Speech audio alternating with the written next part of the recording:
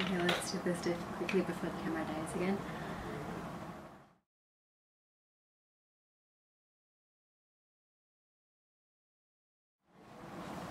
Hey everyone, it's Aradna. This is the third video I'm recording in the same day. So, if you follow me on anything, you would know that I enjoy tropes a lot. I've written about it on my blog. The links to those blog posts will be in the description because why not, right? Then all these think pieces that come out about tropes being overdone and boring, if you think that, you're not reading the right books. Any trope can be made new and fresh if the author really wants. You just need a different point of view, a different oomph to it. Now these tropes that I'm going to talk about today, because tropes, who doesn't love them? These tropes I'm going to talk about today, I've mentioned in some of my blog posts.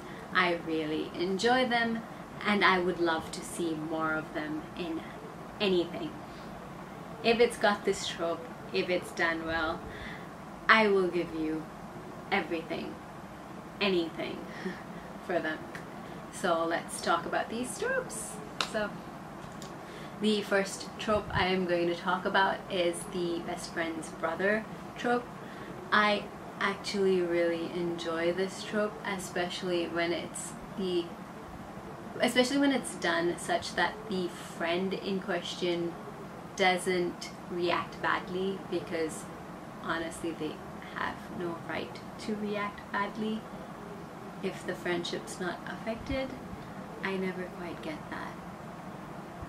Anyways, the book that I think represents this pretty well is Nora Roberts'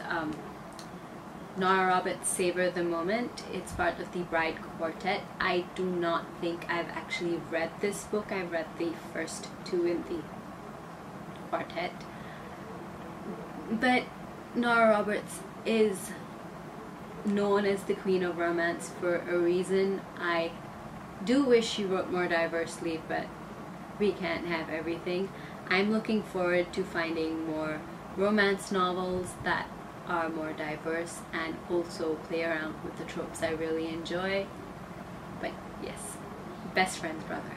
This series also has a brother's best friend trope, if I'm not wrong.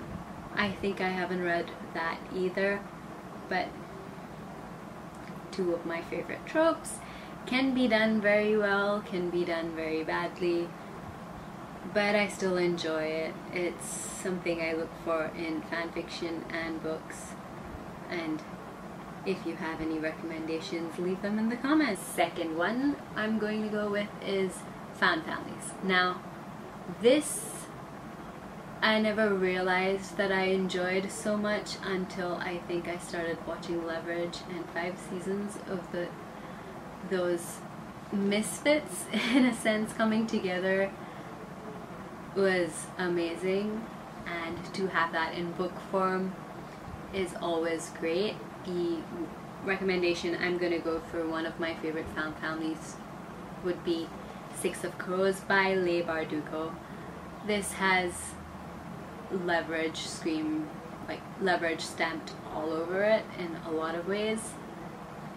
I'm waiting to get my hands on the Gilded Wolves, which I also hear has a very well done found families thing, so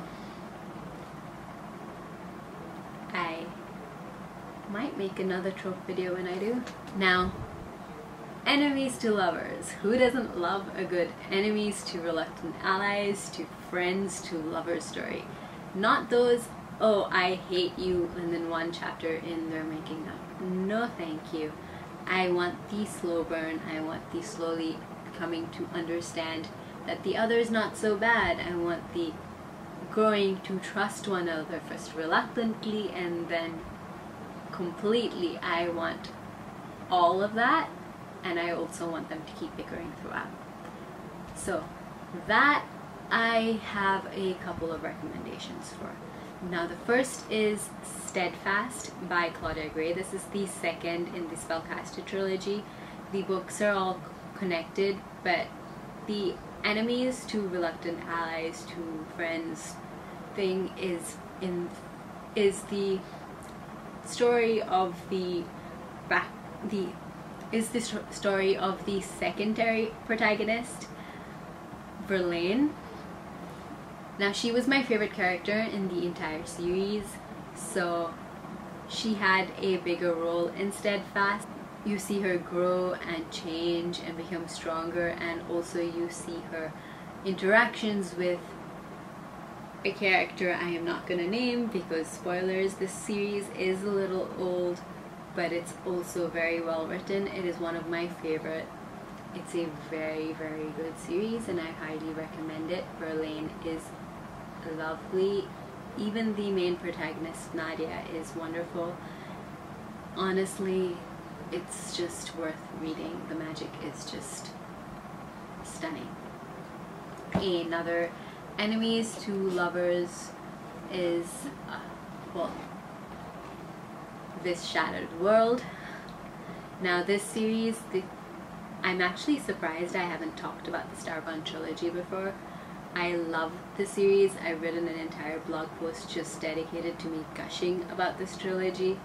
This Shattered World is the second book in the series, and it involves two characters on different sides of a war who slowly uncover a more sinister plot, and in the meantime have to learn to trust one another and fall in love. Obviously, it's really well done. I am planning to do a reread of this entire trilogy soon, but yes, well done, because you've got attraction, but you've also got them knowing that they can't really trust each other yet.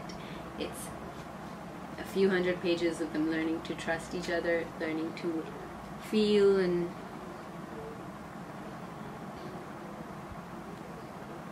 really it's just, the cover is pretty. The covers are so pretty. This next trope is one that I just came across recently. I never knew it had a name. This is the trapped together in an elevator trope. In this instance, what I take it to mean is two characters who either do not know each other, know of each other, and have preconceived notions that are not favorable to one another, or two characters who outright hate each other are trapped together and forced to rely on one another. Or you could go the opposite route and have two characters who are mutually pining for one another, being trapped in a situation where they're forced to rely on one another. That works too, I guess. In this case, the book that I felt best represented this trope that I own is the first in the Starbound trilogy, These Broken Stars. In this book, the two main characters are stranded on a deserted planet, and they are forced to rely on one another to survive. Now, these two characters have preconceived notions of one another because of their backgrounds. The story really unfolds nicely. You see them slowly start to rely on one another, start to trust one another, and be vulnerable with one another. And the fact that this book is only the two characters could be a little off-putting, but I feel it's done really, really well. And it's one of my favorite books. And this cover, you guys, this cover. Another one that's also got a similar trope, but it also has the next trope, the last trope I'm talking about today, the arranged marriages or the marriage of convenience trope, is Empire of Sand by Tasha Suri. I love this book so much. If you've seen my May wrap up, you saw that I had no words over how much I love it. But Meir and Amun slowly coming to trust one another, slowly learning to open up to one another, is beautifully done. It's one of the best slow burns I've read in a very, very long time, and it's just really, really nicely handled.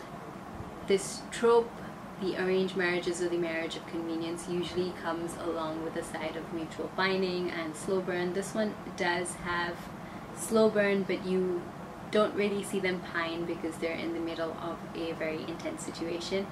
So I liked that because it was balanced all really well. Just, if you have a chance, read Empire of Sand. It is amazing and you will not regret it. Now these are 5 tropes that I really enjoy. Of course, there are other tropes I enjoy as well that I do not have books for at home. Maybe I'll make another video because I do really love tropes. Like I mentioned, I love a good trope story. What are some of your favorite tropes? Which book do you think encompasses a trope story done really well? Do you enjoy tropes at all, or are you done with them? Let me know in the comments below, and I will be back soon with a new video. Until next time, bye!